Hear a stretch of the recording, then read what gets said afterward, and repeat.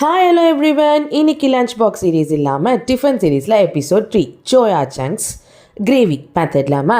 ஒரு பேனில் சூடாக தண்ணி வச்சுட்டு எவ்வளோ சோயா சங்க்ஸ் வேணுமோ அதை நீங்கள் அதில் போட்டுட்டு ஒரு 2 minutes விட்டுட்டிங்கன்னா பஃபி ஆகிடும். அப்புறம் அதை எடுத்து வடிகட்டிட்ட பிறகு சில்லு தண்ணி ஊற்றிட்டு இந்த மாதிரி நல்லா பிழிஞ்சு சைடில் வச்சுக்கோங்க. மிக்சியில் 2 தக்காளியை நல்லா அரைச்சி வச்சுக்கோங்க. இப்போ செய்ய ஸ்டார்ட் பண்ணிடலாமா. இப்போ பேனலில் oil, turmeric powder, chilli powder, அப்புறம் சோயா சங்க்ஸை நல்லா இந்த மாதிரி ஃப்ரை பண்ணி வச்சுக்கோங்க. சைடில் வச்சுக்கோங்க.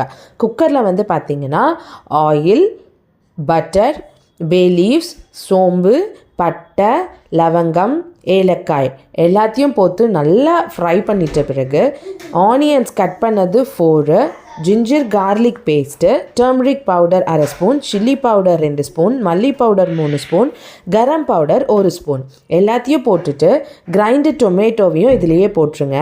அதுக்கப்புறமா ஒரு 2 minutes கழித்து பார்த்திங்கன்னா ஆயிலெல்லாம் வெளியே வந்திருக்கும்.